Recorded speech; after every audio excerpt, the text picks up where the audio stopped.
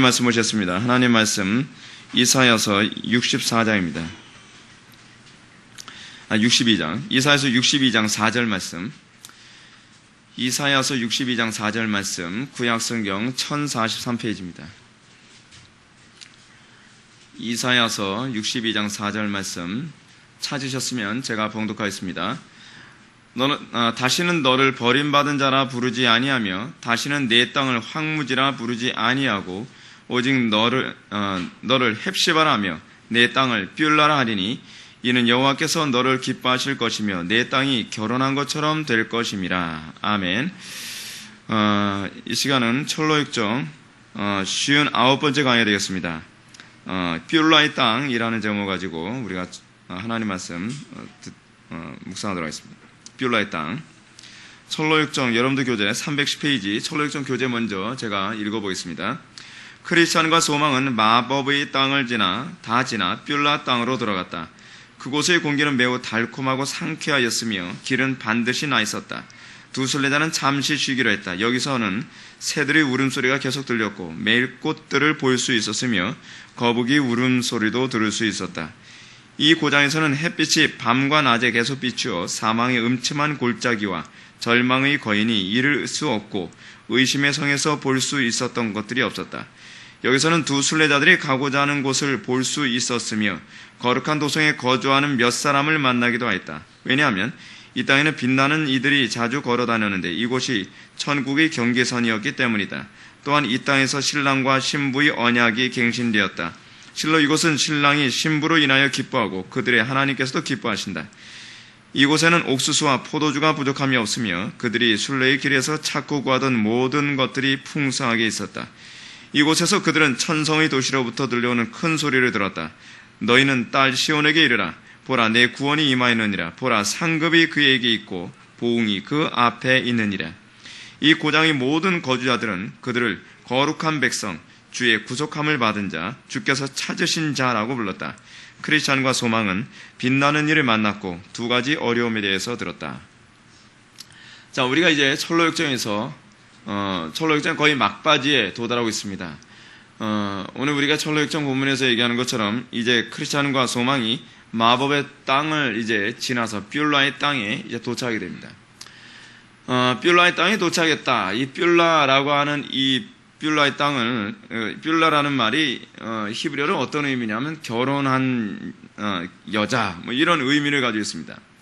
근데 뭐 오늘 이 부분은 좀 제가 설명하기 전에 여러분한테 한 가지 오늘 주제하고 약간 좀 벗어나지만 먼저 이 얘기를 하고서 우리가 말씀을 듣는 것도 유익하리라 생각합니다. 여러분들 고린도후서 3장을 한번 펴보시기 바랍니다.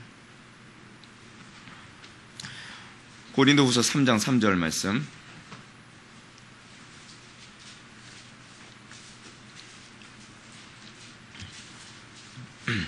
고린도후서 3장 3절 말씀 보면 너희는 우리로 말미암아 나타난 그리스도의 편지니 이는 먹으로 쓴 것이 아니요 오직 살아계신 하나님의 영으로 쓴 것이며 또 돌판에 쓴 것이 아니요 오직 육의 마음판에 쓴 것이라. 여러분 이거 어디서 많이 본 구절이죠? 이 구절이 어떤 성경 구절하고 이게 오버랩됩니까? 구약이에요. 그 예레미야서 31장 31절부터 33절에 나오는 말씀이죠. 그죠? 사도 바울이 이 예레미야서의 예언을 염두에 두고 어떻게 인식을 하고 있냐? 복음 전도 사역에 관하여 어떻게 인식하고 있냐면 자기가 복음을 전하는 것은 사람들 마음속에 하나님의 율법을 각인하는 사역이다라고 그렇게 생각을 하고 있습니다. 그러니까 복음이라고 하는 것이 무엇이냐면 단순히 어떤 지식을 사람들한테 전달하고 그냥 예수님 믿었으니까 천국 간다. 여러분 믿기만 하십시오. 그럼 천국 갑니다. 라고 그렇게 생각하지 않았다는 거예요. 사도 바울은. 사도 바울이 복음을 증거할 때 복음 증거라는 것을 무엇이라 생각했냐면 이 율법을 옛날에 돌판에다 새긴 것을 이제는 마음의 신비에 새기는 사역이 바로 누구의 사역이라는 거예요? 복음 전도자의 사역이라고 생각을 했던 거예요. 그러니까 복음은 단순히 사람들 듣기 좋게 귀에 달콤하게 얘기해 주는 것이 아니라 하나님의 그 계명이 그의 심령에 각인되어짐으로 말미암아 그들이 새로운 본성으로 살아가게 되는 존재. 그리고 그것을 위해서 부름받은 것이 바로 자기의 사역이다라고 얘기합니다. 그러므로 고린도 교회를 향해서 사도 바울이 뭐라고 얘기냐면 너희는 우리로 말미암아 나타난 그리스도의 편지다라고 얘기합니다. 그리스도의 편지. 이 그리스도의 편지라는 얘기가 무슨 얘기입니까? 그래서 그리스도의 편지라고 하는 말은 무슨 얘기냐면 그리스도의 추천서라고 그런 의미를 가지고 있어요. 근데 이는 먹으로 쓴 것이 아니라 뭐라고요? 오직 살아계신 하나님의 영으로 쓴 거래요. 영으로 썼다라고 하는 얘기가 여러분 제가 지난번에 십계명 강의를 하면서 뭐라고 얘기했습니까? 그 하나님께서 십계명 돌판을 친히 손으로 돌판에다 새기셨다 그러지 않았습니까? 근데 여러분 제가 여러분한테 또 뭐라고 얘기했어요? 우리가 거듭날 때 우리는 우리의 마음의 심령에 하나님께서 친히 손으로 우리의 심령에 뭘 각인하셨다 했어요? 율법을 각인하셨다 그랬죠? 그게 추론에 의해서 나온 얘기가 아니라 여기에 그대로 나오는 얘기예요. 예수도 사도 바울이 뭐라고 얘기했어요? 살아계신 하나님의 영으로 너희들 마음판에 쓴 거라는 거예요. 하나님께서 친수 그들의 심령 속에 하나님의 그 율법을 각인시켰어요. 근데 그 율법이 뭐죠? 율법은 이제 다른 말로 하나님의 이름이죠. 하나님의 이름. 하나님의 그 거룩하신 성품과 속성. 그거를 우리의 마음속에 심어주심으로 말미암아 우리가 예수를 믿음으로 말미암아 어떻게 돼요? 하나님의 형상에 참여하게 되는 거예요. 하나님의 형상에 참여하지 않았다고 한다면 구원받았다라고 얘기할 수 없다는 거예요. 그럼 사도 바울은 뭐라고 해요? 또 돌판에 쓴 것이 아니니 과거에는 돌판에 썼죠. 그렇죠? 오직 육의 마음판에 쓴 것이라. 이것이 복음이라. 이것이 복음이에요. 복음은 육의 마음판에 마음의 돌판에 적어서 우리의 본성을 바꿔놓은 사건이라는 거예요. 여러분들이 제가 왜 이 부분을 얘기하고서 철로역정을 지금 들어가려고 하냐면 여러분들이 설교를 들을 때 여러분들이 자꾸 머리에 담으려고 하지 말라는 거예요. 중요한 건 여러분들이 머리가 좋아가지고 많은 교리를 다 머릿속에 담아서 이해는 하고 있는데 문제는 뭐냐면 안 바뀌는 거예요. 내 본성이 안 바뀌는 거예요. 이 뭐가 문제냐면 여러분 우리의 본성이 바뀌는 것은 엄청나게 많은 그 신학적 지식과 어떤 교리적 이해가 머릿속에 들어와야 변화되는 게 아니거든요. 어떤 사람이 어느 날 설교를 듣다가 단어 한마디에 깨어지는 수가 있어요. 단어 한마디에 깨어졌다는 것이 무엇이냐면 그 단어가 과거에는 머리판에 새겨졌던 것이 이제는 어디에 새겨졌어요? 사도 바울의 표현처럼 육의 마음판에 새겨지는 거예요. 육의 마음판에 새겨지는 그때서부터 달라지는 거예요. 그때서부터 새로운 피조물이 되는 거예요. 근데 이제 문제가 뭐냐면 거듭난 이후에도 우리가 영적으로 날마다 긴장하고 항상 육의 마음판에 새기기를 열망하는 마음으로 예배에 참여하지 않았을 때 과거에는 내가 예배 드리고 은혜 받고 나면 내가 삶에 좀 절제도 되고 뭔가 내가 삶의 변화가 나타나고 뭔가 이 예배 드리는 기쁨도 있고 뭔가 예배 드리고 나면 그 세상을 향해서도 담대함이 그런 게 있었는데 이게 이제 옛날이여라는 거예요. 요즘에 이런 현상이 잘 안 나타난다고 생각하는. 왜 그러는가? 그 원인이 어디 있는가? 이 시간이 지나면서 자꾸 하나님의 말씀을 머리에 새기려고 하는 거예요. 머리에. 자꾸 정보를 많이 기억하려고 하는 거예요. 정보 많이 기억하는 건 물론 유익이 있어요. 그것이 여러분들의 묵상이 유익이 되니까. 근데 중요한 게 뭐냐면 여러분들의 마음판에 새겨져야만 비로소 그 묵상이 오리지널 묵상이 돼요. 그러니까 묵상이라고 하는 것은 두 가지 방식이 하나 있어요. 뭐냐면 마음판에 새겨지지 않았어도 여러분들이 어떻게 해요? 끊임없이 하나님의 말씀을 듣고서 그걸 계속 리와인딩 시켜서 어찌하니 하나님께 은혜를 구하는 가운데 내 마음판에 새겨달라고 소망을 하는, 그게 이제 첫 번째 묵상의 방식이고, 또 하나는 뭐냐면 이 묵상의 방식은요 실패율이 굉장히 높아요. 아시겠습니까? 근데 진짜 성공률이 높은 묵상이 무엇이냐면 예배 가운데 마음판에 새겨져서 묵상이, 신적 수동, 묵상이 되어지는 거예요. 묵상이. 내가 묵상을 하려고 해서 묵상을 하는 게 아니라 이 말씀에 내가 사로잡힌 거예요. 이 말씀에 사로잡혀서 이 말씀이 끊임없이 내 생각을 계속 장악하여 나로 하여금 이 말씀과 아울러서 모든 것을 관련하여 생각하게 만들고 그것을 나의 삶 속에 적용을 하여 내 삶 속에 뭐가 나타나요? 열매가 나타나요. 열매가. 그래서 우리가 정말 날마다 우리가 소망을 가져야 되는 것이 무엇이냐면 하나님의 말씀이, 그래서 제가 항상 그런 말씀을 해요. 명심. 우리 옛날 말 중에 이제 좋은 표현이 이거예요. 명심하라는, 명심. 명심하라는 게 뭐예요? 마음에 새긴다는 얘기 아니에요. 마음에 새긴다. 그렇죠? 새길 명자에다가 마음 심자 써서 마음에 새겨라. 예. 마음에 새기는 것이 이게 복인 거예요. 이게 복. 그러니까 여러분 많은 정보를 머릿속에 갖고 있지 않아도 좋아요. 중요한 건 여러분들이 오늘 예배를 드릴 때 그 예배 드리 전부터 하나님 앞에 정말 삼아야 되는 게 뭐냐면 이 말씀이 내 심령밭을 깨뜨려서 이 말씀이 내 일평생의 삶의 방향을 결정하게 만들어달라는 거예요. 그러지 않으면 기껏 듣긴 많이 들었는데 삶이 변화되지 않으면서 교만해지기만 해요. 아는 것과 사는 건 별개 문제거든요. 근데 사람은 자꾸 아는 것을 살고 있다고 자꾸 착각을 해요. 그리고 아는 것을 살고 있다고 착각을 하니까 사실은 자기 삶 속에 경건의 열매가 하나도 나타나지 않으면서 자꾸 다른 사람 충고해주기 좋아하고 남들한테 뭐 조언해주기 좋아해요. 물론 조언이라도 잘해주면 좋은데 제가 왜 이 얘기를 드리냐면 자기가 말씀대로 제대로 살지 않는 상태에서 조언해주면요. 그 조언이 좀 위험해요. 그러니까 뭔가 조언을 해주긴 해주는 것 같은데 진리에서 좀 약간 한두 박자씩 핀트가 벗어나는 거예요. 핀트가. 그러니까 여러분 우리가 하나님의 말씀대로 사는 가운데 알아진 것과 내가 하나님의 말씀을 머리로 피상적으로 알게 되어지는 것은 굉장히 차이가 커요. 차이가 커요.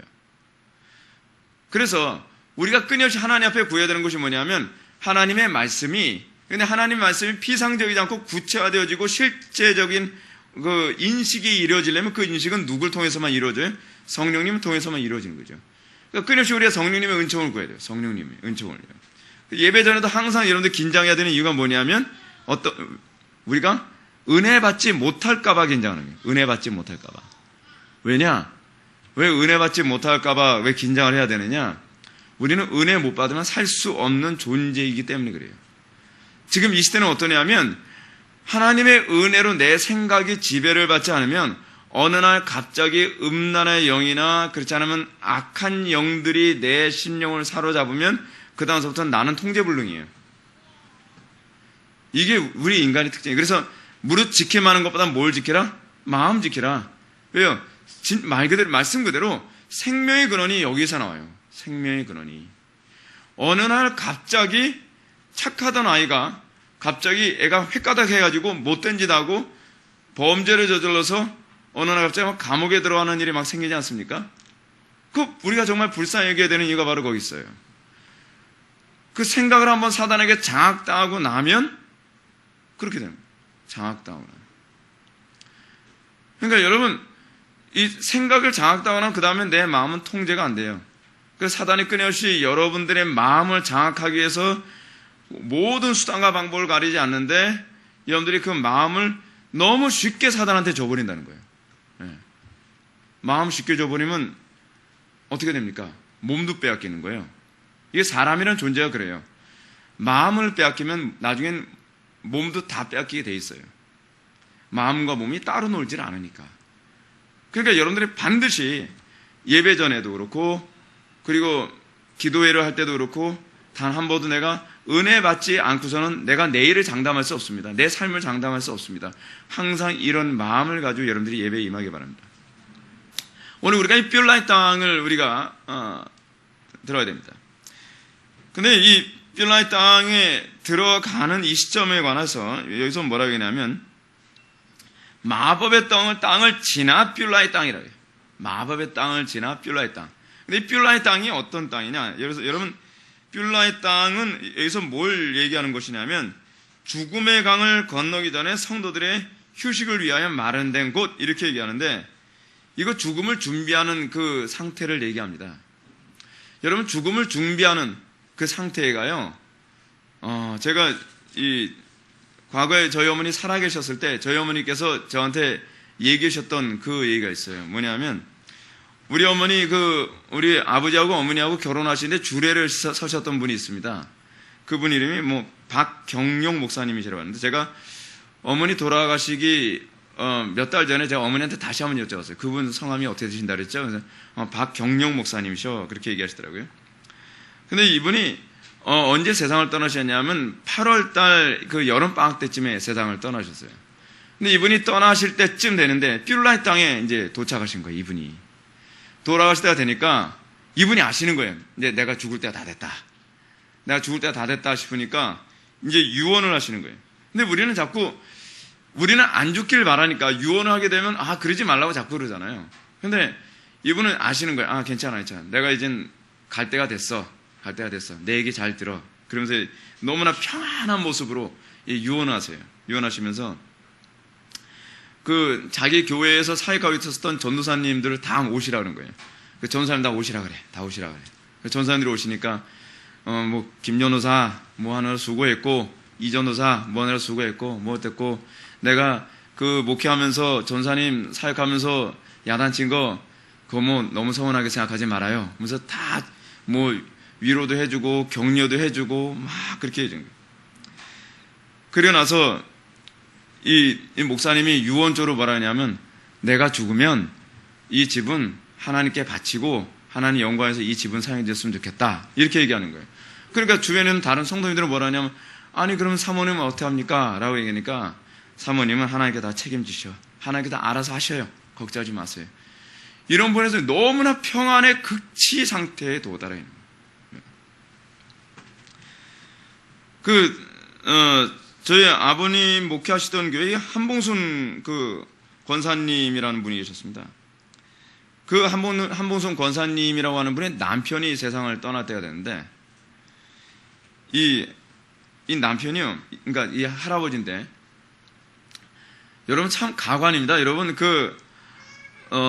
정말요, 이 시골 사람들 중에서 상식 이하의 사람들 보면 별의별 사람들 다 있어요. 근데 이분은요, 저도 아직까지 기억이 나는데, 이 농사 많이 하고 그러면 여러분 막 손마디도 굵고 막 손도 크고 막 그러잖아요. 근데 어디 잔치집 같은 데 딱 가게 되면은 이 한봉순 권사님의 남편이 자기가 좋아하는 생선 반찬 나오잖아요. 그러면은 남의 눈치 안 봐요. 손으로 가리고서 그거 자기 혼자 다 먹는 거예요. 그러면 다른 사람 식사하면서, 저렇게 나이만 먹었지 할아버지가 저렇게 사람이 철이 안 들고 저런가.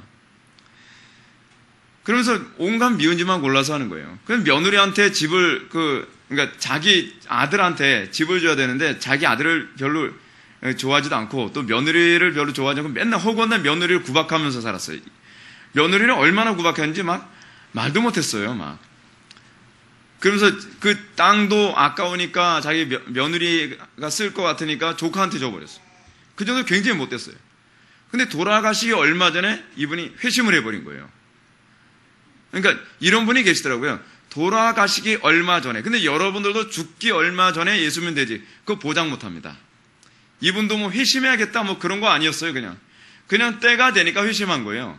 근데 죽을 때가 돼서 복음을 전했더니 그냥 영접한 거예요. 너무나 쉽게 영접을 하고 났는데, 영접을 하고 나니까 신기해진 게 뭐냐면, 그 다음서부터 이분이 뷸라이 땅에 입성을 해버린 거예요. 그래서 당신이 돌아가실 걸 이제 병석에 누워서 당신이 돌아가실 걸 아니까 다 회개라는 거예요. 다 회개라는 거예요. 며느리 불러서 미안하다, 뭐 어쩌다 다 얘기하고 그러는 거예요. 그래서 얼마 후에 이분이 병석에 있기 전에 그랬습니다. 병석에 있기 전에 이분이 다 용서를 구하러 다 집집마다 다 돌아다니는 거예요. 집집마다 다 돌아다니고 그러는데, 병석에 누워서 잠을 자다가 꿈을 꿨는데, 이분이 어떤 꿈을 꿨냐면, 버스를 타고 어디 가는 꿈을 꿨다는 거예요. 내가 버스를 타고 어디 갔어. 그러면서 이분 한 얘기가, 내가 이제 세상 떠날 때가 얼마 남지 않은 것 같아. 그러면서 찬송을 불러달라는 거예요. 찬송을 불러달라는데 너무 좋아하는 거예요. 너무 어린아이처럼 행복해 하는 거예요. 이 뷸라이 땅이 이게. 그러니까 이게 번연이 아무래도 이렇게 소천하기 전에 이런 상태에 있는 분들을 많이 본 것 같아요. 근데 이분 말고 제가 또 한 분에 관해서도 저희 어머니한테 얘기를 들은 적이 있었는데, 이분은 이 산하생전에 부모님에게 기쁨이라는 걸 한 번도 줘본 적이 없이 살아온 사람이에요. 맨날 엉뚱한 짓 하고 돌아다니고, 부모님은 맨날 그 자식 때문에 속을 썩고 뭐하고 하는데, 어느 날 이분한테 복음을 전했는데, 이분이 예수님을 영접한 거예요. 이분이 예수님을 영접하고 나니까 그 다음서부터는 얼마나 이쁜 짓만 골라서 하는지 몰라요. 근데 그것도 잠깐 몇 달 동안. 그러고 난 다음에 이분도 병에 걸렸어요. 병에 걸렸는데, 이분이 병에 걸리고 나니까 이 뷸라의 땅에 입성한 그런 어떤 현상이 또 나타나는 거예요. 나타나면서 막 찬송 불러달라, 뭐 해달라, 계속 그런 거 요구하고, 그러면서 어머니, 나 좀 씻겨주세요. 얼굴도 좀 씻겨주시고, 좀 손도 좀 씻겨주시고, 좀 씻겨주세요. 왜 갑자기 또 씻겨달라 그러냐? 그러니까, 아유, 손님들이 많이 올 텐데, 이런 모습으로 손님 만날 수 없잖아요. 자꾸 그러더라고요. 무슨 손님? 그래서, 아유, 좀 있으면 알게 돼요. 그래서 찬송 좀 불러주세요. 너무 기쁨과 확신이 가득한 상태에서 임종을 준비하고 있는 거예요. 그래서 그래서 목사님 모셔달라고 얘기하고 나서 목사님이 또 설교해 주시고 또 이 예배인도 해주니까 너무 좋다 그러는 거예요.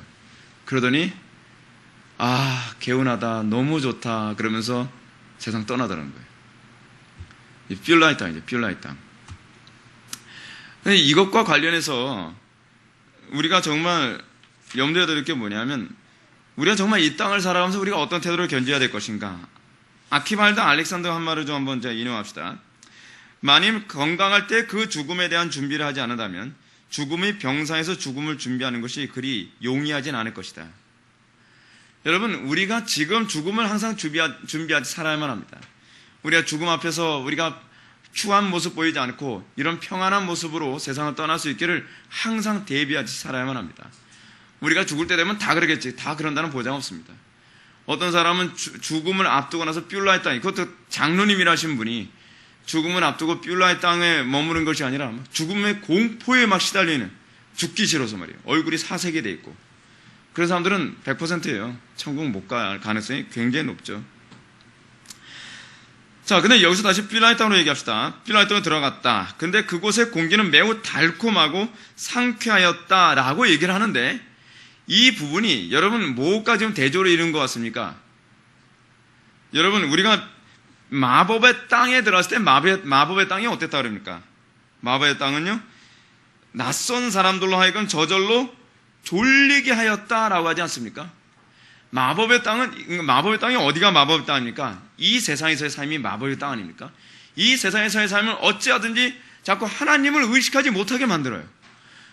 자꾸 세상의 것에 자꾸 관심을 갖게 만들고, 세상의 것에 대한 욕구, 욕망, 욕심, 육신의 정욕, 안목의 정욕, 이생의 자랑에 대한 것에 우리가 자꾸 사로잡혀서 하나님을 향해서는 자꾸 졸린 거예요. 하나님을 향해 자꾸 졸린다는 얘기가 무슨 얘기죠? 하나님에 대한 의식이 점점 흐려지는 거예요. 점점. 여러분도 오늘 하루 생활하면 어땠어요? 하나님만 의식하면서 살았습니까? 하나님을 향해서 항상 맑은 정신으로 살아갑니까?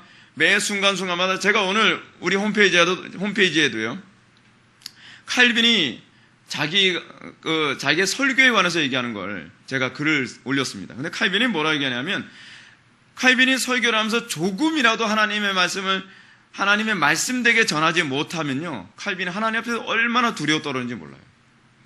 하나님, 내가 하나님의 말씀을 바르게 증거하지 못하고, 내가 하나님의 말씀을 내 생각을 첨가하여 조금이라도 제가 말한나이다, 용서해 주십시오. 두려워 떠는 거예요. 얼마나 그는 어떻게 이미 뷸라의 땅에서 사는 사람 같아요. 항상 하나님을 향한 그 감각과 이 정신이 얼마나 맑은 상태인지 몰라요. 근데 우리가 어때요? 우리가 영적으로 어두운 상태에 있으면 어떻습니까? 하나님에 대한 의식이 너무나 흐리죠. 하나님이 이걸 좋아하는지 싫어하시는지. 여러분, 오늘날 이 시대에 보십시오. 기독교인이라고 하는 사람들을 만나도요, 말 한마디 하나하나 하는 것도 이거 하나님이 좋아하시는 것인지 싫어하시는 것인지조차도 의식하지 않고 톡톡 내뱉고, 교회 안에서 분재하고 싸움박질하고 직장생활, 사회생활, 가정생활 하면서 온갖 악행을 저지르면서도 하나님을 전혀 의식할 줄 몰라요. 왜 그래요? 이게 바로 마법의 땅에 심취한 사람들의 특징이에요. 그 사람들이 이렇게 얘기합니다. 어쩔 수 없었다. 내가 돈을 벌려면, 내가 손해보지 않으려면. 여러분, 이 마법의 땅에 빠진 사람들과 같은 삶을 사는 모습이 고린도전서 5장에서 뭘 나옵니까? 교회 안에서 분쟁하는 얘기가 나오잖아요. 이거 아주 소송까지 걸리잖아요. 소송까지 걸면서 어떻게 해요? 한 푼도 손해보지 않겠다는 거예요. 한 푼도 손해보지 않겠다라고 하면서 끊임없이 티격태격 싸우는 거죠. 여러분, 근데 이 뷸라의 땅에 입성한 자처럼 살아가는 성도들의 삶 속에서는 이게 없습니다. 사도 바울이 뭐라 얘기합니까? 좀 손해보면 안 되겠냐? 하나님의 영광 위해서 손해보면 안 되겠냐? 여러분, 이 얘기가 왜 나오죠? 사도 바울이 그만큼 하나님에 대한 의식이 아주 맑고 청명했다는 겁니다. 지금 이 뷸라의 땅에 관해서 뭐라고 표현합니까? 그곳의 공기는 매우 달콤하고 상쾌하였다. 여러분, 뷸라의 땅의 상태가 왜 이러냐 하면, 제가 임종을 앞둔 사람들을 제가 몇 분을 본 적이 있습니다. 근데 그분들이 신기하게요, 그분들이 예수님 영접한 분들이면 거의가 다 그래요. 죽음을 앞두고 나면 우린 대부분 뭐가 약해지죠? 육신이 약해지죠. 육신이 거의 거반 죽은 상태가 돼요. 근데 육신이 거반 죽은 상태가 되면 육신의 욕구도요, 거의가 다 죽은 상태가 되어버려요. 그렇게 되면요, 뭐가 점점 맑아지냐면 우리의 영적인 상태가 육체의 소욕에 더 이상 육체의 법에 눌리질 않기 때문에 자유로운 상태가 돼요. 굉장히. 그러면서 그분들이 항상 하는 얘기가 있어요. 내가 왜 이제껏 그런 것에 내가 집착하며 살았을까? 내가 왜 그런 것을 욕심내며 살았을까? 뭐 이런 얘기가 자꾸 나와요. 이게 여러분, 결국 왜 그러냐면 성령의 법의 통치를 받게 되어지는 상태가 되기 때문에 그러거든요. 그래서 뷸라의 땅에 관해서 이 해설서에서 보게 되면은 이 영적으로 충만한 상태라는 그런 표현이 나와요. 그러면서 뭐라 하냐면 그것의 공기는 달콤하고 상쾌하였으며 길은 아주 반드시 나 있었다. 두 순례자는 잠시 쉬기로 했다. 여기서 새들의 울음소리가 계속 들렸고 매일 꽃들을 볼 수 있었으며 거북이의 울음소리도 들을 수 있었다. 이 표현은 무슨 표현일까요? 에덴 동산을 떠올리게 만들죠. 지금 아마도 이 번역은 그 하나님의 나라에 바로 이제 입성한 상태와 같은 그 풍요를 그대로 표현한 것처럼 보입니다. 거기서 쉼을 얻는 것입니다. 준비라고 있는 거예요. 그래서 죽음을 앞둔 사람들이 그 임종 바로 직전까지 얼마나 큰 기쁨과 안식과 평안함을 누리는지 모릅니다. 이 고장에서는 햇빛이 밤과 낮에 계속 비추었다라고 얘기합니다. 햇빛이 밤과 낮에 계속 비추었다는 것이 뭘 얘기하는 겁니까? 하나님의 은혜가 풍성한 상태를 얘기하는 거죠. 그 사망의 음침한 골짜기와 절망의 거인이 이룰 수 없고 의심의 성에서 볼 수 없었던 것들이 없었다라고 얘기합니다. 여러분, 여기서 절망의 거인들이 이룰 수 없고 의심의 성에서 볼 수 있었던 것이 없었다라고 하는 얘기가 무슨 얘기냐면 육체의 본성에서 끊임없이 일어나는 영적 상태가 더 이상 생기지 않는다는 거예요. 육체의 본성에서 여러분 생기는 것이 무엇입니까? 절망이잖아요. 절망. 그게 또 뭐예요? 의심이잖아요. 여러분, 우리가 정말 성령 충만한 상태가 되었다라고 했을 때 성령 충만한 상태가 무엇이 성령 충만한 상태냐면 뭐 귀신 쫓고 병 고치고 능력 행하는 그 상태가 아닙니다. 성령의 충만한 상태라고 하는, 여러분, 요번에 수련회 때 제가 이제 확신교리와 아울러서 좀 언급하게 되리라고 제가 생각을 하는데, 성령님이라고 하는 분은 어떤 분이냐면 종말에 우리에게 주어질 약속한 성령이라 했죠. 약속한 성령. 그러니까 사도 바울은 하나님의 약속의 성취가 무엇으로 이루어진다고 얘기하냐면 메시아의 죽음과 부활과 그리고 성령 보내심이라고 이렇게 생각을 해요.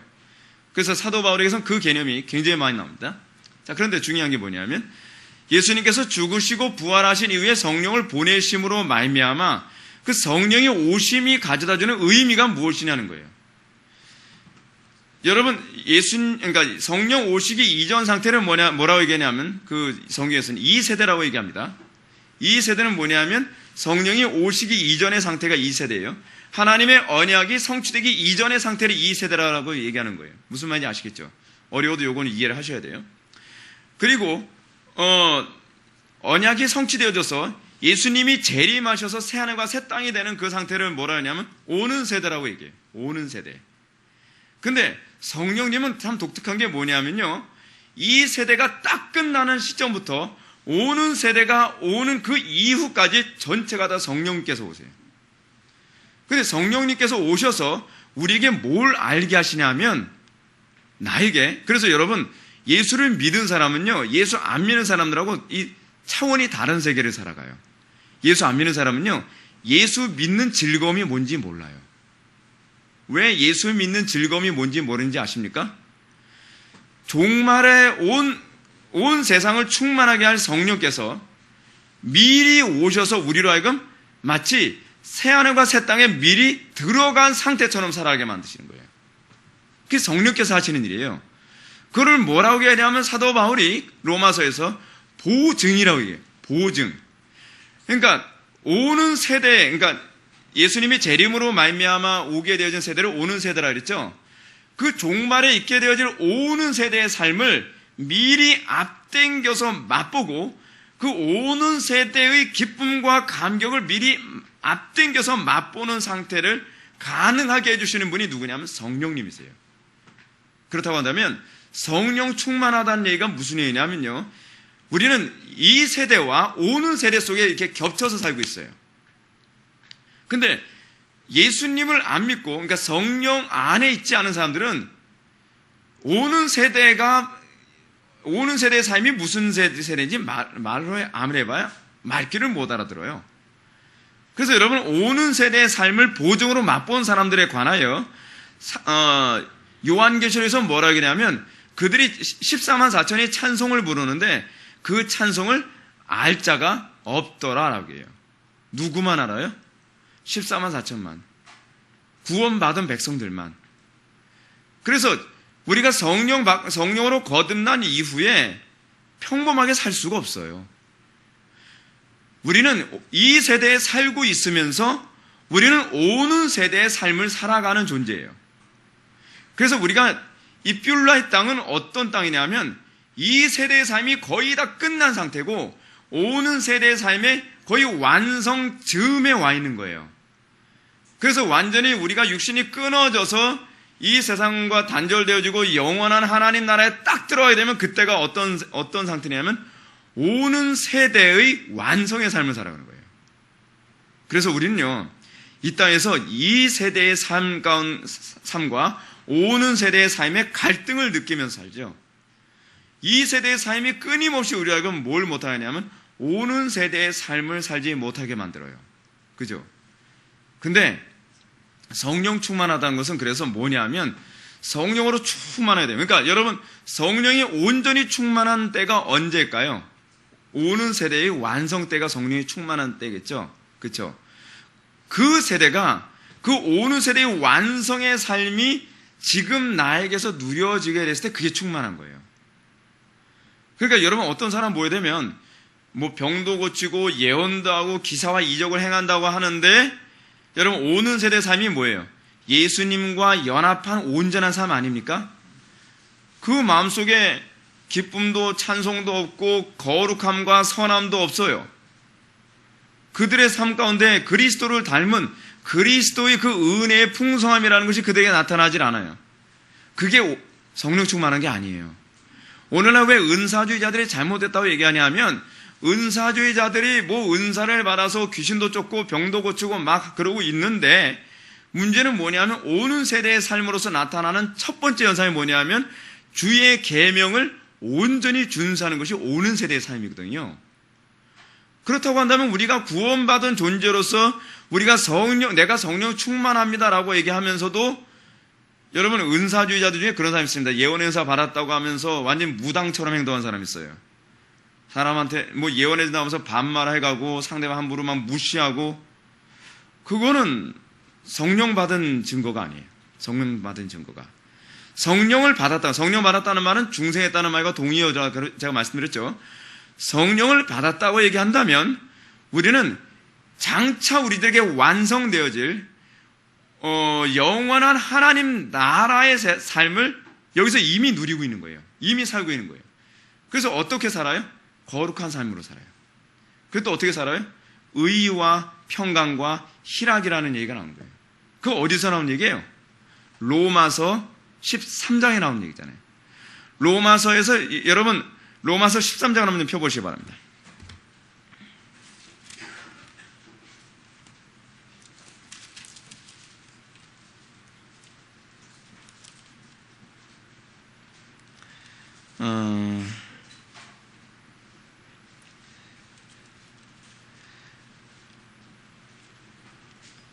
제가 14장이네요. 로마서 14장 17절. 다 같이 한번 읽어보실까? 시작. 하나님의 나라는 먹는 것과 마시는 것이 아니요 오직 성령 안에 있는 의와 평강과 희락이라. 아멘. 근데 요즘에 그 소위 은사 운동한다는 사람들, 그리고 신사도 운동한다는 사람들, 그 사람들 날마다 자기는 뭐 성령 충만하다, 뭐 능력 충만하다라고 얘기하는데 그들에게 있어서 오는 세대의 삶의 열매가 안 나타나는 거예요. 그렇죠? 그러니까 오는 세대의 삶이 뭐예요? 영원한 하나님 나라의 삶이라 했죠. 영원한 하나님 나라의 삶은 죽어서 가서 맛보는 삶이 아니에요. 여러분들 이거 착각하면 안 돼요. 영원한 하나님의 나라의 삶은 지금 여러분들에게 나타나야 돼요. 그게 보증이에요. 그게 보증. 그게 여러분들이 구원받았다는 것을 입증해주는 유일한 보증이에요. 오는 세대의 삶이 그래서 뭐로 나타나요? 나에게서 의가 나타나야 돼요. 의가. 예수 그리스도를 믿음으로 말미암아 그 믿음 안에서 나오는 하나님께 대한 헌신과 충성과 거룩한 삶이 나타나는 것이죠. 이게 의예요. 이게 의. 그러니까 의라는 말을 여러분 구약에서는 어떤 의미로 사용해요? 신약에서는 주로 사도 바울이 로마서에서 의를 어떤 용어로 사용하냐면 법정적 용어로 사용하는데 주로 구약에서 의라고 했을 때 그 의는 뭐냐면 하나님과 올바른 관계에 있음을 의미할 때 항상 의라는 표현을 사용하거든요. 근데 여기서 사용하는 의라고 하는 것은 법정적 의가 아니라 하나님과 올바른 관계의 상태를 얘기하는 것이죠. 우리가 예수를 믿고 우리가 성령에 충만한 상태에 있게 되어진다면 성령에 충만할수록 우리는 더 어떻게 해야 돼요? 더 의로워야죠. 더 의로워야 돼요. 근데 성령 충만하다고 하면서 여러분 저는 은사주의자들 중에서 막 사기친 사람들 많이 봤습니다. 은사주의자들 중에서 거짓말하는 사람들 많이 봤어요. 은사주의자들 중에서 굉장히 혈기 많은 사람들 많이 봤어요. 은사주의자들 중에서 부도덕한 사람들도 굉장히 많이 봤어요. 그거 잘못된 거예요. 그거 성령 받은 게 아니에요. 뭐 잘못 받은 거예요. 우리가 성령이 충만하다면 가장 첫 번째로 나타난 내가 이미 그의 나라에, 그러니까 오는 세상에 내가 이미 들어간, 그런데 아직 완성되지 않았을 뿐이기 때문에 우리의 의의가 어떻게 해요? 온전해요? 온전하지 못해요? 온전하지 못하죠. 우리가 온전하지 못한 이유는 뭐냐면 우리가 이미 그의 나라에 들어갔음에도 불구하고 아직 그의 나라의 삶이 완성되지 않아서 그런 거예요. 그래서 우리가 이미 그의 나라에 들어간 오는 세상의 삶에 이미 들어갔을 때 우리가 어떤 현상이 나타나냐면 하나님과 올바른 관계를 맺는 거룩한 삶의 열매가 나타나는 것에 대한 기쁨 때문에 더 거룩하고자 하는 열망이 자꾸 오는 거예요. 더 거룩하고자 하는. 그 더 거룩하고자 하는 이 열망을 마태복음 5장에서는 예수님이 뭐라고 말씀하시냐면 심령의 가난함이라고 얘기하는 거예요. 아, 그 정도면 거룩해. 그 정도면 당신 경건해. 근데 아니, 그건 당신 생각이고 나는 더 온전히 경건하고 싶어 라고 얘기하는 이유가 뭐냐면 이 세대에서요, 오는 세대의 삶의 맛을 본 사람은요, 이미 뭘 보냐면 오는 세대에, 그러니까 영원한 하나님 나라에 들어와야 될 구원의 완성에 대한 소위 그 안목이 열려버려요. 구원의 완성에 대한 소망이 생긴단 말이에요. 그래서 이 땅에서 두 가지 현상이 생기는데 하나는 뭐냐면 오는 세대의 삶을 열망하는 두 가지 태도 중에 하나는 무엇이냐면 내가 지금 어쩌든 더 의롭고 거룩한 삶을 살려고 하는 열망이 오고요. 또 하나 뭐냐면 그 오는 세대의 삶이 속히 나에게 도래해서 내가 그 의로운 삶이 완성되기를 열망하게 되는 거예요. 반드시 둘 중에 하나를 고려해야 돼요. 그래서 여러분 초대교회의 중요한 사도들의 기도 제목이 뭐였어요? 마라나타잖아요. 주 예수여 어서 오시옵소서. 그 또 하나 뭐예요? 더 온전히 거룩하지 못한 것에 대한 열망이잖아요. 왜냐하면 그들의 눈이 이미 어디에 꽂혀있기 때문에 그래요? 장차 완성되어질 영원한 하나님 나라에 이미 그들이 들어가 있는 상태이기 때문에 그래요. 여러분들이 구원받았다고 한다면 여러분들은 이미 거기에 들어간 상태여야 돼요. 그래서 여러분들은 더 거룩을 열망하고 더 하나님의 은혜를 열망하는 그것 때문에 우리가 기도를 쉴 수가 없는 거예요. 이 정도면 됐다. 여러분 이 정도면 됐다라고 생각하는 사람은 영원한 하나님 나라에 대한 사실 감각이 있다고 볼 수가 없어요. 영원한 하나님 나라에 감각이 있으면 이 정도로 됐다가 아무리 얘기해도요, 내 마음에서는 이게 만족하지가 않아요. 그래서 우리는 본성적으로 어떠냐면 과거에 우리가 이 세대에서 살았을 땐요, 어땠냐면 육신적인 욕망을 어쩌든지 더 온전히 채우려고 해요. 육신적인 욕망을 온전히 더 채우려고 한다는 이 말은 바꿔서 얘기한다면 어찌하든지 하나님을 배제하고 살고 싶어하는 것에 대한 이 장차 올 지옥의 삶의 완성에 대한 감각으로 살아가는 거예요. 그 사람들은요. 죄를 범해도 만족해지지가 않는 거예요. 그런데 오는 세대의 삶을 맛보고 나면 과거에 우리가 이 세대의 삶 속에서 육신의 욕망에 만족을 느끼지 못했던 것처럼 사람들이 주변에서 야, 그 정도면 너 만족할 만하지 않냐? 아이, 그래도 난 만족 못해 라고 얘기하는 것처럼 우리가 오는 세대의 삶 안에 소위 우리가 들어가게 되어지게 되면 우리는 더 거룩하고 더 하나님과 온전한 관계에 들어간다 할지라도 완성되기 전까지는 만족할 수 없는 상태돼요. 그래서 이 땅의 삶은 끊임없이 심령의 가난함으로 살고, 그래서 우리는 이 땅에서 무엇을 날마다 바라보게 되냐면 영원한 하나님 나라의 완성을 소망하며 살아가게 되는 거예요. 그리고 여러분들이 또 하나님 나라에, 그러니까 오는 세계의 삶에 여러분들이 들어가야 됐을 때, 그러니까 성령 충만한 그 상태가 되었을 때 여러분들은 또 어떻게 평강과 희락이 나타나야 돼요. 평강과 희락이. 그리고 능력은 부가적으로 부어지는 거예요. 여러분, 은사라고 하는 부분을 제가 여러분한테 말씀드린다고 한다면, 은사라고 하는 부분은요, 무엇과 관련하여 이해를 해야 되냐면 교회를 세우는 것과 관련을 맺고 있어요. 교회를 세우기 위하여 은사가 필요한 거예요. 그래서 존 파이퍼 목사님의 글을 계속 번역해서 올리고 있지 않습니까? 근데 그 존 파이퍼 목사님도 뭐라 하냐면 이 은사 같은 것들의 필요성이 사도시대 때 끝났다라고 볼 수 없는 이유 중에 하나는 무엇이냐면 지금 이 시대에서도 교회가 세워지기 위하여 기적적인 은사들은 여전히 필요하기 때문에 그렇다는 거예요. 그러나 은사를 받았기 때문에 구원받은 건 아니에요. 왜 그렇죠? 교회를 세우기 위해서 교회의 교회됨을 만들기 위해서 은사를 부어줄 때 여러분, 교회 안에 거듭난 사람이 다수입니까? 거듭나지 않은 사람이 다수입니까? 주로 거듭나지 않은 사람들이 다수입니다. 그러니까 그 사람들도 교회를 세우는 하나의 일꾼으로 쓰임받아야 되는 거예요. 어쩔 수 없어요. 그렇기 때문에 교회 안에 거듭나지 않은 사람들에게도 하나님께서 교회를 세우기 위해 하나님께서는 이 거듭나지 않은 사람들에게 은사를 주셔서 교회가 돌아가게 만드시는 거예요. 그런 점에서 은사는 구원하고 아무 상관이 없어요. 아무 상관이. 그래서 여러분, 마태복음 7장에서도 주의 이름으로 귀신도 쫓고 능력도 하고 병도 고침, 이거 은사와 관련된 것이거든요. 근데 주의 이름으로라고 해서 대부분의 모든 주석학자들이 뭐라 얘기하냐면 그것이 악령이라고 얘기하지 않습니다. 다 성령에 의해서 주어진 은사적 관점으로 다 해석을 하고 있어요. 청교도들도 그렇고요. 주석학자들도 그렇고, 최근의 주석학자들도요. 근데 예수님께서 뭐라 얘기하냐면 그 사람들에게 은사가 나타나니까 그들이 하나님의 백성이다라고 얘기하지 않고 불법을 행하는 자들아 나에게서 떠나가라, 내가 너희를 알지 못하느니라 라고 얘기했다는 거예요. 그러니까 그 사람들은 해석하기도 무엇이냐면 하나님의 나라, 그러니까 교회를 위해서 쓰임은 받는데 어떻게 결국은 버림받는 불쌍한 사람이 되는 거예요. 마치 누구처럼요? 가룟 유다처럼. 가룟 유다도 12제자 전도 파송 때 기적도 행하고 병도 고쳐 귀신도 쫓는 그 일을 했던 사람 중에 하나예요.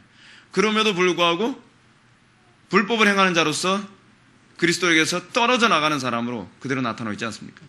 우리가 정말 두려워야 되는 것입니다. 자, 다시 하던 얘기 돌아갑시다. 지금 이 뷸라이 땅 안에는 뭐가 없어요? 절마의 거인이 이룰 수 없고 의심의 성에서 볼 수 있던 것이 없었다.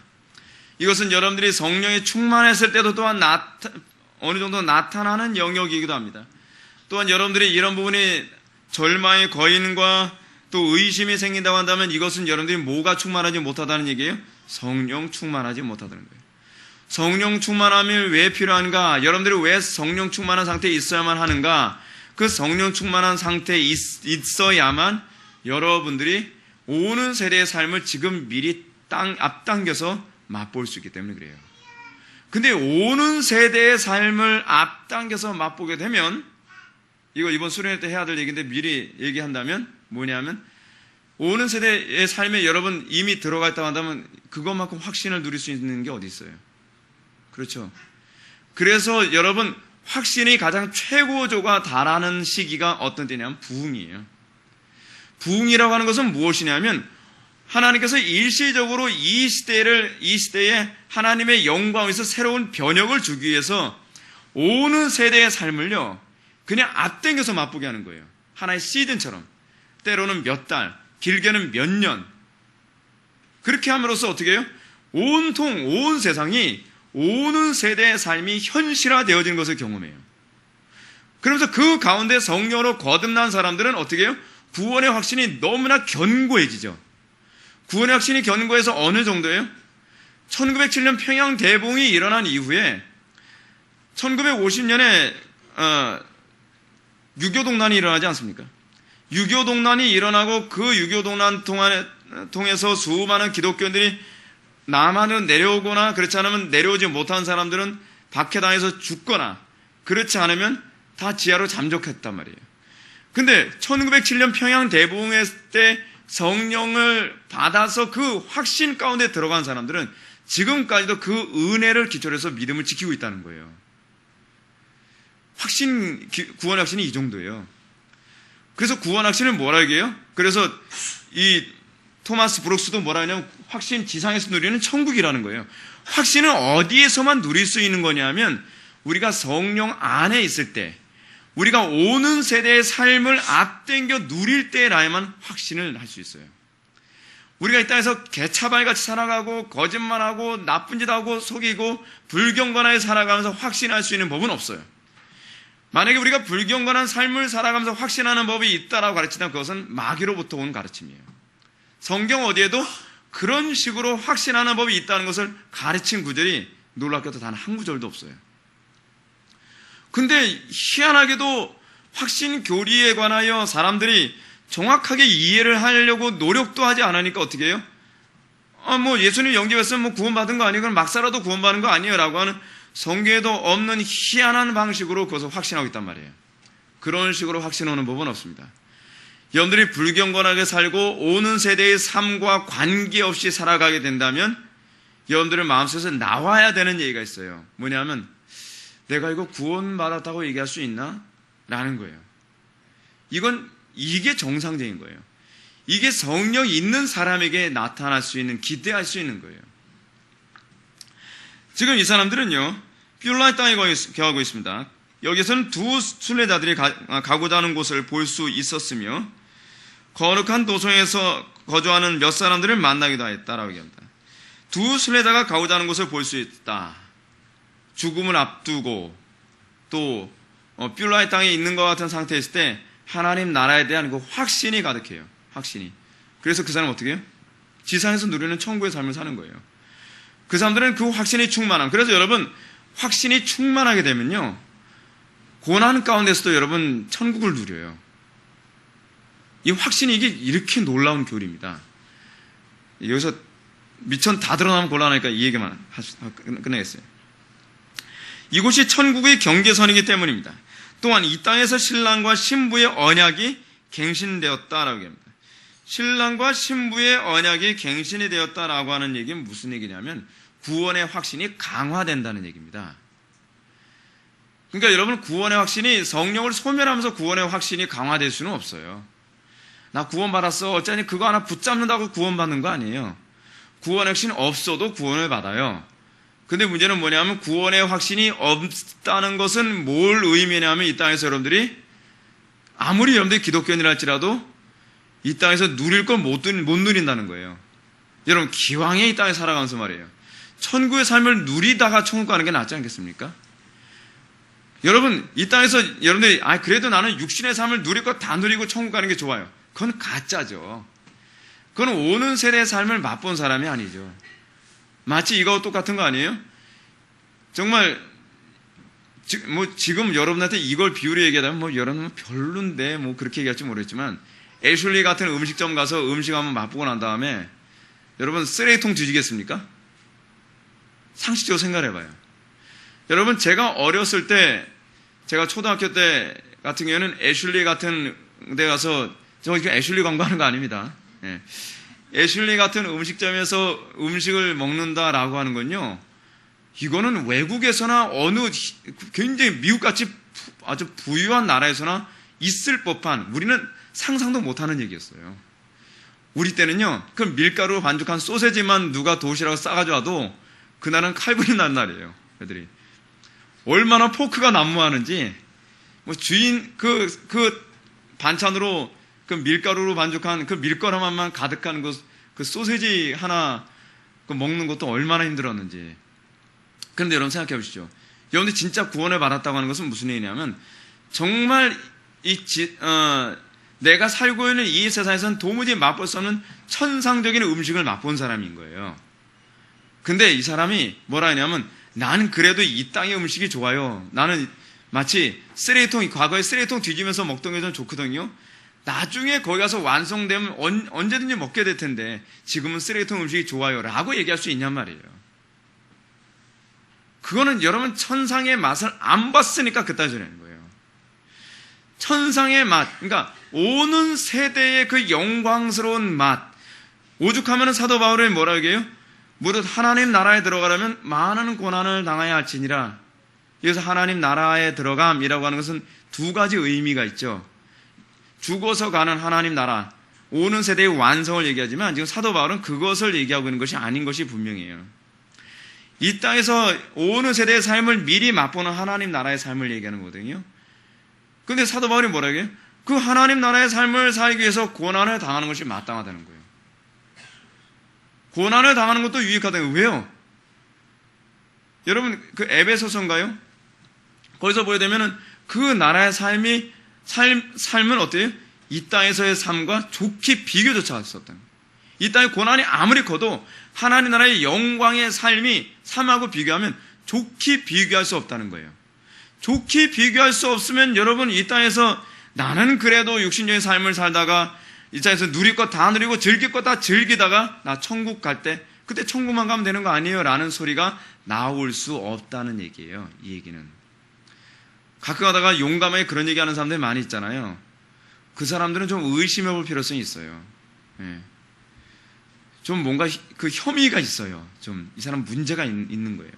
오는 세대의 삶을 맛본 사람이라면 나 쓰레기통 뒤지겠다는 소리 안 하거든요.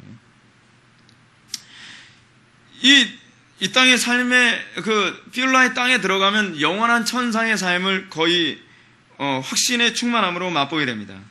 실로 이것은 신랑이 신부로 인하여 기뻐하고 그들의 하나님께서도 기뻐하신다라고 얘기합니다. 자, 오늘 말씀을 다시 돌아갑시다.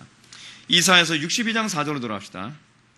이거 여기서 이 얘기를 좀 해야 되는데 뚜껑을 덮어버렸죠, 여러분.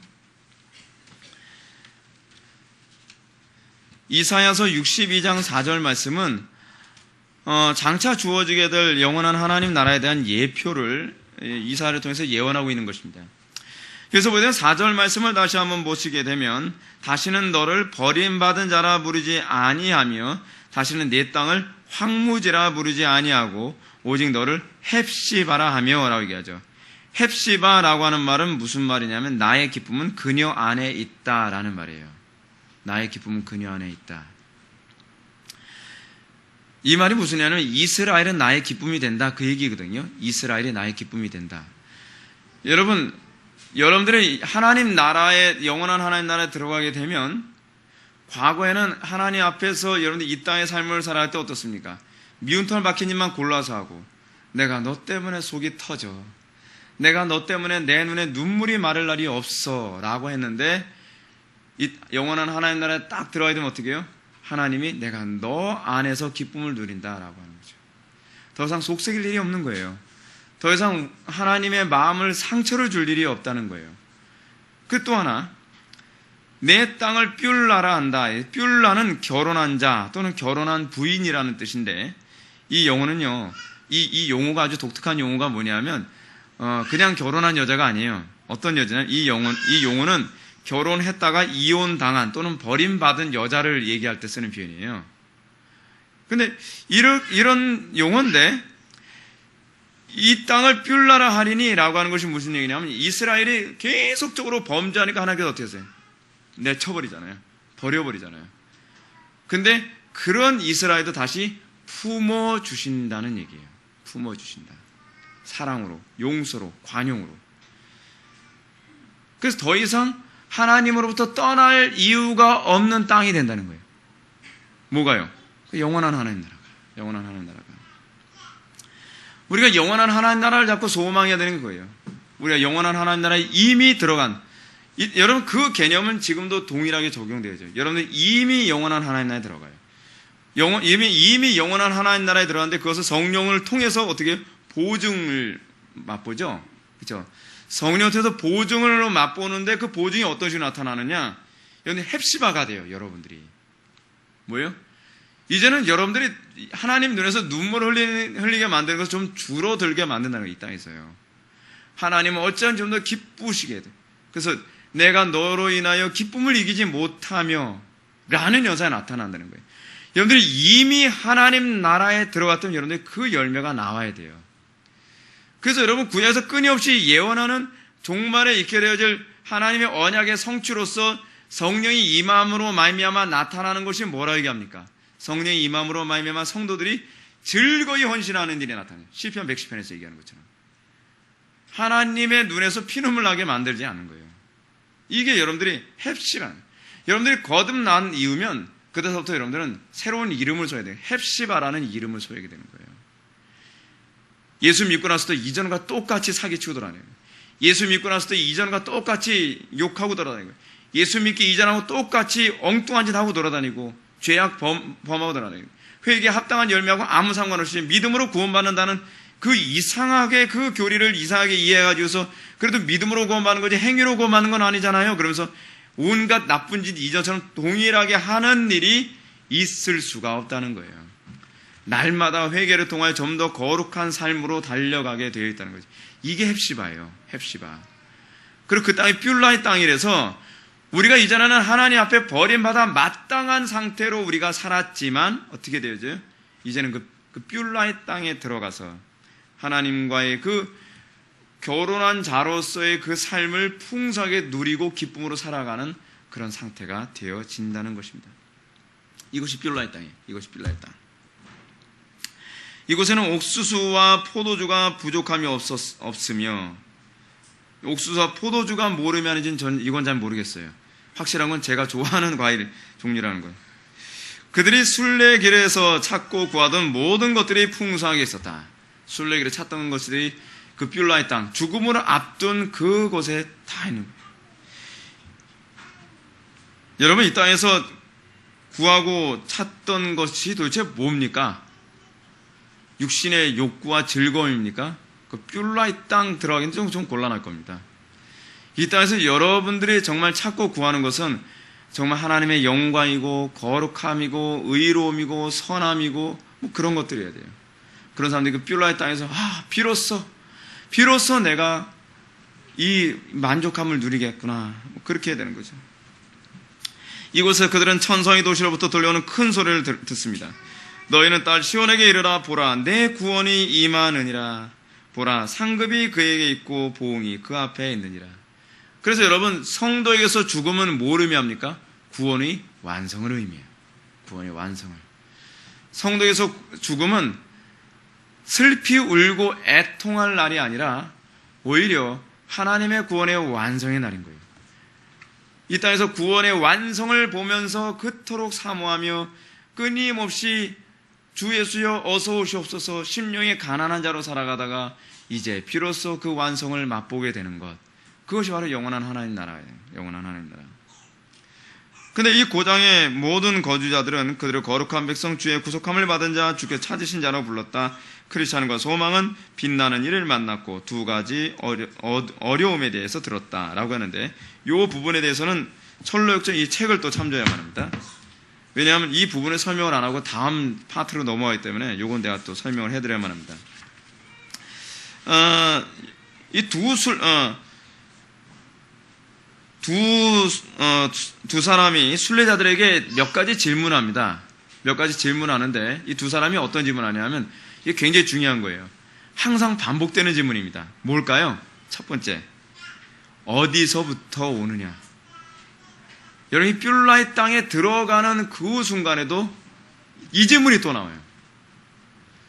여러분 철로역정에서 왜 자꾸 이 질문이 반복돼서 나오는지 아시죠? 문학작품에서 항상 반복은 뭐라고요? 강조. 네. 여기서 지금 계속 반복하고 있죠.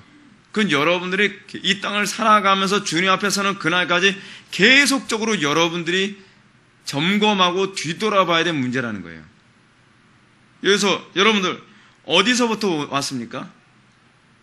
여러분들은 여전히 세상에 있습니까? 이 세대에 있습니까? 아니면 이 세대에서 오는 세대로 들어온 존재입니까? 난 여전히 예전하고 별반 다를 바가 없는데요. 전 집에서 왔는데요. 그럼 곤란하죠. 전 직장에서 왔는데요. 그거 아니잖아요. 나는 이 세대의 삶에서 온 세대의 삶으로 왔습니다. 여러분, 다른 사람한테 부끄러움 없이 당당하게 얘기할 수 있습니까? 그리고 다른 사람들 앞에 여러분들 그 얘기한다면, 그래요. 당신은 정말 이전하고 다른 사람이군요. 여러분, 당신은 지금 다른 세대의 삶을 사는 것 같아요. 라고 누구에게도 여러분들 그런 평가를 들을 준비가 되어 있습니까? 여러분들 우겨봐야 소용없습니다. 나 이 세대의 삶 접고 오는 세대에 왔다니까요. 백날 얘기해봐야 소용없습니다. 아무도 인정을 안 해줘요. 이 땅에 살면서 아무도 인정 안 해주는데 하나님이 인정해 주시겠습니까? 근데 우리는 그거 우겨대는 사람들이 많이 있어요. 자기는 하나도 바뀐 게 없고 하나도 회개에 합당한 열매도 맺지 않고 여전히 세상에 집착해서 세상 사람들처럼 똑같이 살아가면서 이런 식으로 생각하는 거예요. 저는 세상에서 왔습니다. 오는 세대의 삶으로 들어왔습니다. 하나님이 인정해 줄 수 있는가? 여러분 주변 사람들이 인정해 주는가? 다른 동료 신자들이 인정해 주는가? 이거 굉장히 중요한 문제입니다. 다른 사람들이 인정해 주지 않는다고 한다면 여러분 목사의 눈에도 합격을 못하면 하나님의 눈에 합격하기 좀 힘든 겁니다. 아시겠습니까? 저같이 눈이 흐린 사람의 눈에도 아리까리한데 난 어디서 왔는지 모르겠는데 집에서 온 것 같기도 하고 직장에서 온 것 같기도 하고 그거 좀 곤란한 거 아니겠습니까? 웬만하면 좀 선명해야죠. 분명해야죠. 그렇죠? 첫 번째 질문이 이것이에요. 어디서부터 오는 것입니까? 라고 하는 질문이에요. 두 번째는 이거예요. 그들이 어디에 유숙했으며 도중에 어떤 어려움과 위험 또한 위안과 즐거움을 겪었는가를 물어봅니다. 이건 뭘 얘기하는 거예요? 이것도 성도의 정체성과 관련된 것이죠. 여러분들은 이 땅에 살아가면서 어디에 유숙하며 살아갔습니까? 무슨 도움을 받고 무엇의 보호를 받으며 그것을 즐거워하며 살았습니까? 돈입니까? 명예입니까? 인간관계입니까? 세상적인 것입니까? 도중에 어떤 어려움과 위험을 받았습니까? 돈 버느라고 위험과 어려움을 당했습니까? 성공하느라고요? 세상적인 쾌락과 향락을 맛보기 위해서 어려움과 위험을 당했습니까? 여러분들은 무엇으로 위안과 즐거움을 삼았습니까? 세상적인 것, 세상의 쾌락, 향락 그런 것들? 그냥 그거 묻는 거예요. 근데 문제가 뭐냐면 지금은 거짓말할 수 있어요. 지금은 여러분들이 대충 얘기할 수 있어요. 근데 하나님 앞에서는 그렇게 못한다는 게 문제예요. 하나님 앞에서는 여러분들의 입술이 직고하리라. 직접 다 토해내고 말 거예요. 여러분들 이 땅에서요 편안하게 신앙생활하는 것만 능사가 아닙니다. 편안하게 신앙생활해서 천국 갈 수 있다면 저는 여러분들을 얼마든지 편안하게 해주고 싶습니다. 근데 이 땅에서 편안하게 신앙생활하는 게 능사가 아닙니다. 이 땅에서 여러분들은요 성도다운 사람으로 살아가는 게 이 땅에서 여러분들이 취해야 될 태도이고 목사로서 제가 여러분들한테 해야 될 목양 방식입니다. 하나님 앞에서 여러분들이 당당하게 얘기할 수 있습니까? 하나님 앞에서 저는 예수님 때문에 어려움 당한 적은 별로 없고요. 돈 벌다가 위험 좀 많이 당했습니다. 내 욕심 채우다가 위험 좀 많이 당했습니다. 제가 주님 때문에 즐거웠던 적은 좀 별로 없었던 것 같습니다. 주님 때문에 기뻤던 것 별로 없는 것 같습니다. 제가 처음에 첫째 아이 낳았을 때 기뻤고요. 그리고 집 새로 샀을 때 기뻤고요. 그리고 좋은 차, 제니시스 딱 구입했을 때 그 기쁨 한량 없었습니다. 이렇게 얘기하면 곤란한 거죠. 이렇게 나면 곤란한 거예요. 저는 어떤 상황에서도 고난 중에서도 주님으로 기뻐했고 내가 이런 상황에서도 내가 주님으로 말미암아 기쁨이 충만했습니다. 우리가 항상 이거에 초점 맞죠. 우리가 이 날이 언제 올지 모릅니다. 이 날이 언제 올지 몰라요. 그 날이 도적같이 옵니다. 예고편 없습니다. 갑자기 옵니다. 갑자기 와요. 하나님 앞에서 여러분들이 이런 부분에서 집고할 수 있게 되기를 바랍니다. 그들이 대답하자 두 사람이 말합니다. 당신들은 이 두 가지 어려움만 더 겪으면 천성에 들어갈 수 있습니다. 라고 얘기합니다. 이 두 가지 어디서 오는가? 어디에 유숙했으며 도중에 어떤 어려움과 위험 또한 위안과 즐거움을 겪었는가? 이 두 가지 어려움만 더 겪으면 천성에 갈 수 있습니다. 그래서 여러분 이제 나중에 이제 보게 되어지면 천성에 들어가는 바로 입구에 그 건너야 될 강이 나오지 않습니까? 그래서 이 두 가지가 굉장한 어려움으로 작용을 하게 됩니다. 이제 말씀 마치겠습니다. 사랑하는 성도 여러분, 우리가 이 땅에 살아가면서 우리가 과연 이 세대의 삶과 오는 세대의 삶 가운데 우리가 어떤 삶을 살고 있는가를 끊임없이 좀 뒤돌아볼 필요성이 있습니다. 우리가 자꾸 양다리 걸쳐가면서 신앙생활을 하려고 합니다. 이 땅에서 좀 더 편안하게 살다가 천국만 가면 되지. 여러분, 구원의 목적이 뭐죠? 천국이 아니라 그랬죠. 구원의 목적은 이 땅에서 하나님께서 나를 부르신 그 부르심에 합당한 삶을 살아가는 가운데에 사도 바울처럼 고백하면서 우리가 천성에 가야 돼요.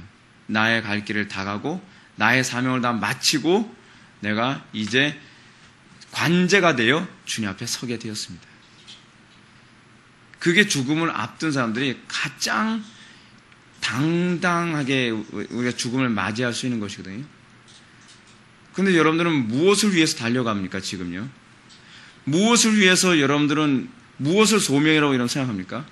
내가 무슨 소명으로 살아가고 있는지 아직도 여러분들 감이 없습니까? 1차적으로 우리는 하나님의 영광을 위하여 살아간다는 이 소명 때문에 부름받은 존재입니다.